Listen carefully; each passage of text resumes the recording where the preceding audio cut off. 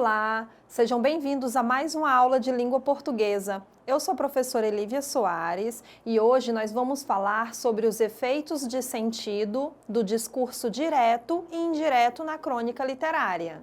Para a gente iniciar, nós vamos revisar a última aula, vamos relembrar o que vocês já estudaram. Estudamos o gênero crônica e conhecemos dois tipos. Vocês aprenderam sobre a crônica argumentativa e a crônica literária. As duas crônicas, elas são construídas a partir de situações presentes no cotidiano. A diferença é que a crônica argumentativa, ela apela um pouco mais para a defesa de um ponto de vista, enquanto a crônica literária, ela tem uma visão mais poética para olhar e relatar o cotidiano. Na aula de hoje, nós vamos estudar, como eu disse, os efeitos de sentido do discurso direto e indireto na crônica. E para isso a gente vai iniciar lendo uma crônica. Vamos lá. Ana Paula é um texto de Luiz Fernando Veríssimo. Ana Paula? É, por quê? Conta outra. Meu nome é Ana Paula. Você não vai acreditar, disse o rapaz, mas eu sonhei em encontrar uma Ana Paula. Mesmo? E o meu sonho era você, escrito. Mesmo? O cabelo, os olhos, até o formato do rosto. Que coisa! Sabe de uma coisa? Eu estou achando isso muito suspeito. Suspeito? Você não se chama Ana Paula, chama... Juro!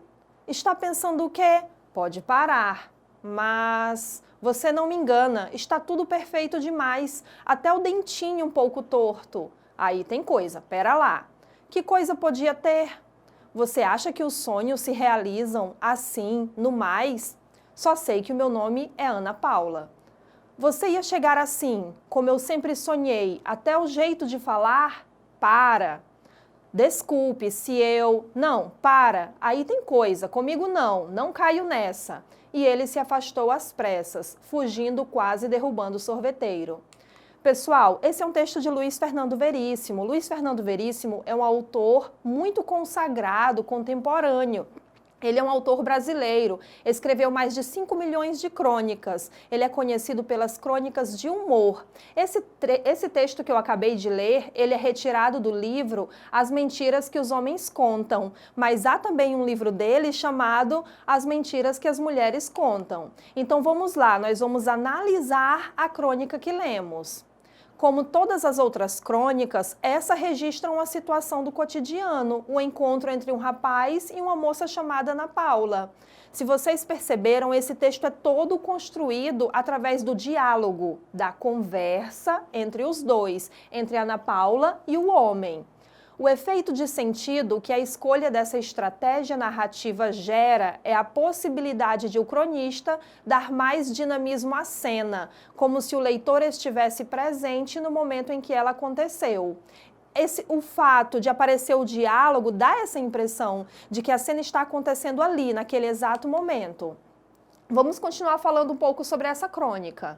O sinal de pontuação que marca a introdução das falas das personagens é o travessão. Mas além do travessão, gente, nós também podemos utilizar as aspas para indicar a fala da personagem, do personagem. Se vocês gostam de ler livros, romances, hoje não há marcação muitas vezes no meio da narrativa para colocar a fala do personagem, tá bom? Então, nos romances atuais, você não percebe muitas vezes, não aparece esse sinal de pontuação.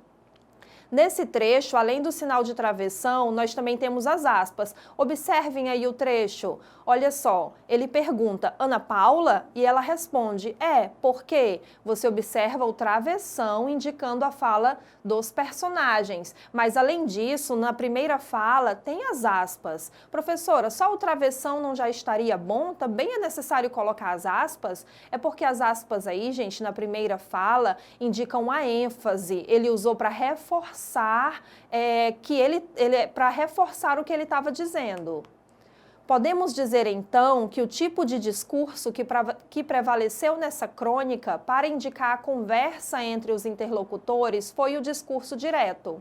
É isso, gente, o discurso direto, ele marca a fala da personagem, é a reprodução da fala da personagem. E você vai observar que se trata do discurso direto pelo uso do sinal de pontuação, travessão, aspas, que geralmente vem no texto. Esse é o discurso direto.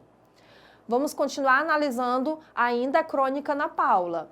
Olha só, gente, o fato de citar de maneira direta ajuda a caracterizar a personagem, ao mostrar se ela domina ou não a norma padrão, se usa uma forma mais gentil de falar ou mais grosseira, além de dizer muito sobre o temperamento e reações dela. O discurso direto, ele cria um efeito de verdade, porque você imagina a entonação da personagem ali naquele momento, a forma como ela está se expressando.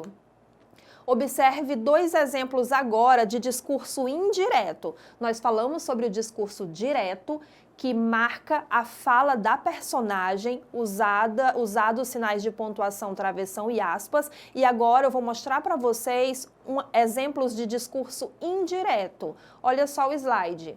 O desconhecido perguntou que horas eram. Foi então que ele disse que estava cansado de tanta confusão.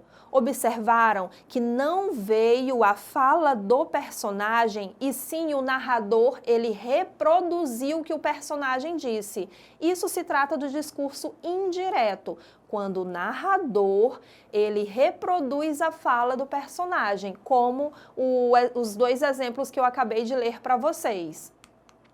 Gente, além de ter o discurso direto e indireto, também há o discurso indireto livre, quando no texto há uma fala e você não sabe se aquela fala é do narrador ou do personagem. A gente chama de discurso indireto livre. O discurso direto, ele pode ser transcrito para o discurso indireto. Olha só no slide. Um trecho do discurso direto. Meu nome é Ana Paula. Você não vai acreditar, disse o rapaz. Eu sonhei em encontrar uma Ana Paula. Mesmo? Essa transcrição é o discurso direto. Os personagens estão dialogando, conversando. Como eu transcreveria para o discurso indireto? O narrador, ele deve reproduzir o que o personagem falou. A moça falou que o nome dela era Ana Paula. O rapaz disse que a moça não iria acreditar que ele tinha sonhado em encontrar uma Ana Paula. Essa seria a transcrição para o discurso indireto. O narrador contando o que o personagem disse, o que os personagens disseram. Olha só, gente, o trecho em discurso direto, como vocês estão vendo no slide, e ao lado a transcrição que eu acabei de ler. Vocês observaram que é possível transcrever do discurso direto para o indireto, mas a expressividade continua quando eu faço essa transcrição? Não, não continua, porque no discurso direto, pelo uso dos sinais de pontuação, o ponto de exclamação, por exemplo, ele indica como o personagem ele falou, como o personagem se expressou. Quando o narrador conta o que o personagem disse, não dá de você saber a expressividade que o personagem teve quando estava no discurso direto. Olha só, gente, não é somente tirar o travessão que já está passando para o discurso indireto. Não, há algumas mudanças. Vou falar sobre essas mudanças agora para vocês. Olha só, há mudanças nos tempos verbais. No texto está escrito, meu nome é Ana Paula. Quando passa para o discurso indireto, o narrador diz, o nome dela era Ana Paula. Então, passou o verbo que estava no presente do indicativo para o pretérito imperfeito do indicativo, era. Outra mudança, se estiver no pretérito perfeito, quando ele disse, eu sonhei com Ana Paula, se o narrador se o narrador for colocar a fala da personagem, passar para o discurso indireto, então esse verbo no pretérito perfeito, ele vai para o pretérito mais que perfeito composto. Então o narrador falaria: ele falou que ele tinha sonhado com Ana Paula. Olha só, gente, vocês perceberam que o autor utilizou verbos no presente e no pretérito para contar os momentos na crônica Ana Paula. Porém, o tempo mais comum na crônica, o tempo verbal, é o pretérito. Pretérito significa passado. Por quê? Porque a crônica relata um fato que já aconteceu, por isso o uso mais comum do pretérito nas crônicas literárias. Outra mudança que há é nos pronomes. Observem, por exemplo, que na crônica ela diz, meu nome é Ana Paula. Se for passar para o discurso indireto, esse pronome possessivo na primeira pessoa, meu, ficará na terceira pessoa, dela. O nome dela era Ana Paula. Tá? Fique atento. Com esses exemplos, podemos concluir que na passagem para o discurso indireto, os tempos verbais, os pronomes, as interjeições, entre outros aspectos, precisam ser adaptados para marcar o distanciamento entre o narrador e o fato contado. E agora nós vamos falar sobre os verbos dissende. Os verbos dissende, gente, são chamados verbos de dizer ou verbos de elocução. Esses verbos são responsáveis pela forma como o personagem irá se expressar, como o personagem irá dizer. Por isso que é chamado de verbos de dizer. Alguns verbos de dizer são perguntar, afirmar, falar, gritar, indagar, declarar, ordenar. Esses verbos indicam como o personagem se expressou. Eles marcam a introdução do discurso direto. Ou, após o personagem falar, esses verbos de dizer podem vir após o diálogo, após a fala. Olha um exemplo. Se você é um pássaro, eu também sou. Disse Noá para Ali.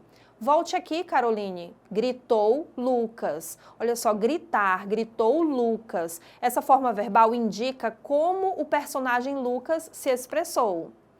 Agora, espero que vocês tenham entendido sobre o discurso direto e indireto. Vamos exercitar duas questões para ver se vocês conseguiram compreender. Vamos lá, leitura. Na fila da Liberdade, Mário Prata. Era uma bela fila, umas 10 pessoas, em um supermercado. Tinha um garotinho de uns 10 anos, que existe apenas uma palavra para definir a figurinha, um pentelho. Como muito bem define o Roais. Pessoa que exaspera com sua presença, que importuna, que não dá paz aos outros. Pois ali estava o pentelhinho, no auge de sua pentelhação, e a mãe ao lado, impassível. Chegou uma hora que o garoto começou a mexer nas compras dos outros. Gritava, ria, dava piruetas. Era o reizinho da fila. Na fila ao lado tinha um casal de velhinhos. A velhinha, não aguentando mais a situação, resolveu tomar as dores de todos e foi falar com a mãe, que ela desse um jeito no garoto, no que a mãe, de alto e bom tom: educo meu filho assim, minha senhora, com liberdade, sem repressão. Meu filho é livre e feliz. É assim que se deve educar as crianças hoje em dia. A velhinha ainda ameaçou dizer alguma coisa, mas se sentiu antiga, ultrapassada. Voltou para a sua fila, só que não encontrou seu marido, que havia sumido. O marido voltou com um galão de água de 5 litros e calmamente se aproximou da mãe do pentelho, abriu e entornou tudo na cabeça da mulher. O que é isso, meu senhor? Também fui educado com liberdade. Foi ovacionado. Olha só, gente, que situação do cotidiano deu origem à crônica de Mário Prata? Uma cena de um garoto muito levado em uma fila de supermercado que incomodava a todos ao redor e a mãe não se importava com a situação. Essa foi a cena do cotidiano. Questão número 2. Para indicar a interação entre os interlocutores, foi utilizado que tipo de discurso? Justifique. Vocês observaram que no primeiro parágrafo, logo no final do primeiro parágrafo, tem o discurso indireto. Logo após, é a conversa, o diálogo entre as personagens. Então, foi marcado o discurso direto. E é isso, gente. O cronista, ele pode optar pelo discurso direto ou indireto. O direto, ele mostra uma interação entre os personagens. Já o discurso indireto marca um distanciamento entre o narrador e o fato contado por ele. Se você precisar rever essa aula, acesse o portal, acesse o site Eduque Mais. Lá você vai poder rever essa e outras aulas.